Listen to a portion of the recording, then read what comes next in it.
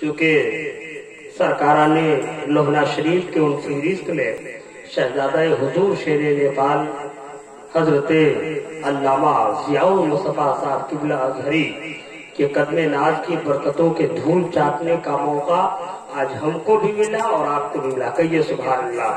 اب ایسی رات چونکہ 3-4 تاریخ کو لوہنا شریف لوہنا والے آقا کا عرس ہے. بروز جمعرات یعنی 4 نومبر کو لوہنا والے سرکار یعنی جو جمعرات آ رہا ہے اس میں عرس مقدس ہے. آپ وہاں ضرور تشریف لائیں. بزرگوں کے فیضان سے مالا مال ہو چونکہ جن کا عرس ہوتا ہے وہ صاحب عرس سے ملنے کے لیے پوری دنیا کے اولیاء کاملین کی آمد ہوتی ہے. کہ سبحان اللہ. اور سب ان کے ہاں تشریف لائے ہوتے ہیں تو اس سے پتا چلتا ہے کہ لوہنا والے آقا کے ماننے والے پوری دنیا میں ہے اور پوری دنیا کے اولیاء کامل انشاءاللہ تشریف لائیں گے. کیونکہ ولی ہم نہیں کہتے ہیں, ولی کو ولی نے پہچانا تھا.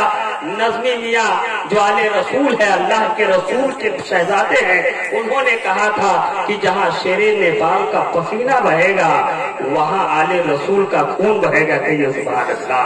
تو آل رسول کا خون کہاں بہے گا؟ اللہ کے ولی کے لیے نہ بہے گا.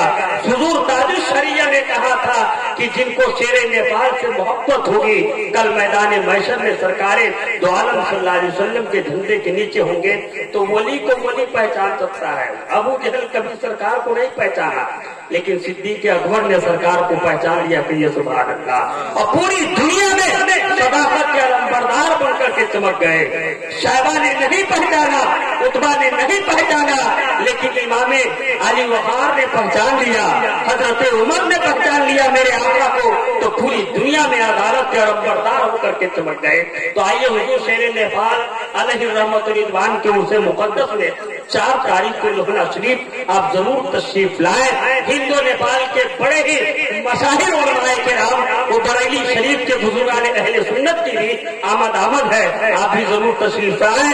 سرکار شیر نیپال علیہ الرحمت رضوان کے فیضان سے مالا مال ہو. آئیے دعائیہ کلمات حضرت کی ہوگی انشاءاللہ العزیز, لیکن اس سے قبل خلیفہ سرکار محدث کبیر خطیب اہل سنت حضرت علامہ مولانا امجد رضا صاحب قبلہ تشریف لا رہے ہیں. بانی صوت الرضا, آئیے ذرا ان کا استقبال کر لیں. نعرہ تکبیر.